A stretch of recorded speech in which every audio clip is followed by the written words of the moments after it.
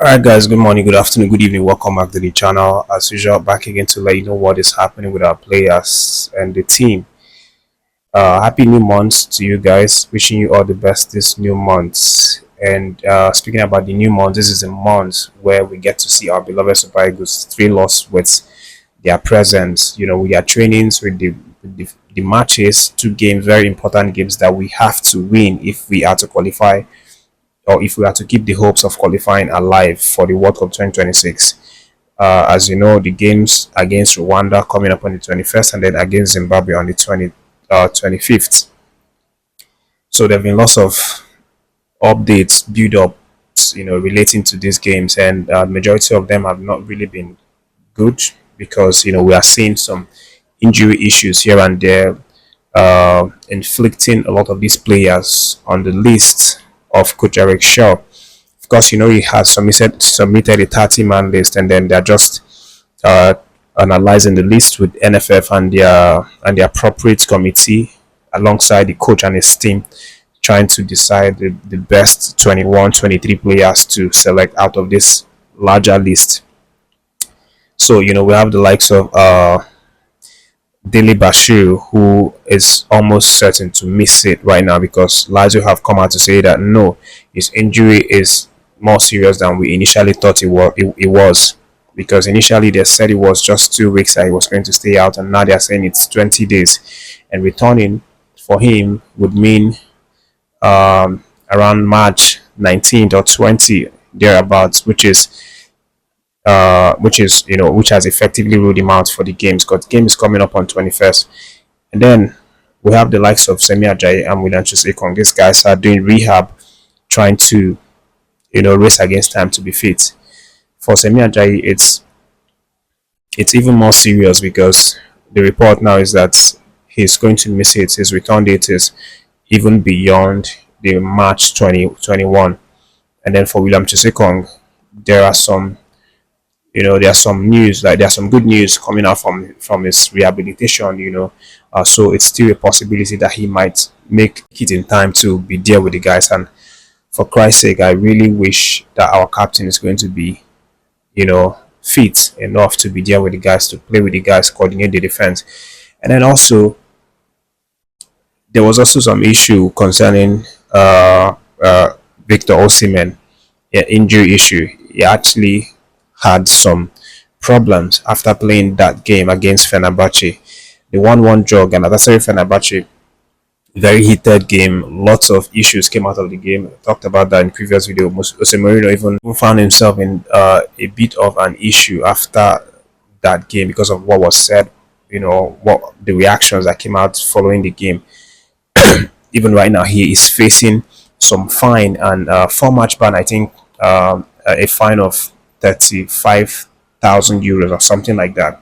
But Osimhen is not even agreeing to listen. He wants to sue Galatasaray, but for what he called, or what his lawyer called, breaching of morality or something like that.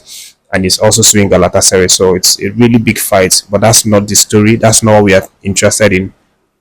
We're interested in Victor Osimhen. And the good news is that after the injury scare, series of tests and scans were run, and then it was just a few hours ago that we got to know that Osimhen is going to be available. According to the Galatasaray medical doctors, they said that he's fine, that it's nothing serious, and thank goodness it wasn't anything serious. He was even involved in their midweek game against Konyaspor in the Turkish League Cup, and he's also been training really well for this Sunday's Super League game against Kasim Pasa. So if there's any positive to take away, at least Osimhen's son is really, really important, because obviously if anything happens to this guy, then I would think that we are cursed, because if you check the 4 matches that we've played previously, Osimhen had not played any of these games. Every single time we wanted to play World Cup qualification, Osimhen would go to injury. He would not be available to play these games, and that's one of the reasons why I think we didn't get the maximum points that we should be getting in these games. After four games, we are only getting three points, which is not uh, which is not acceptable. And Osimhen hasn't played any of these games. So if that shows anything, it shows that Osimhen is one of the engines of the Super Eagles. That if he's not around, then obviously the team is going to suffer, and he has to be around at least for the remainder of the games that we have now for it to stand a greater chance of qualifying. He has to be around. We need his goals. We need his mentality in this squad. Another positive that Coach Eric Chelle is going to be happy with is the fact that we have a Super Eagles eligible goalkeeper who's doing really well for his club side, in the German Bundesliga, and I'm sure you know about him, Noah ATUBOLU. This man is doing some fantastic work in the German Bundesliga, plays for Freiburg, and his record this season has been nothing short of amazing. This man has kept 400 minutes of clean sheets, and has been very consistent, between the sticks for Freiburg.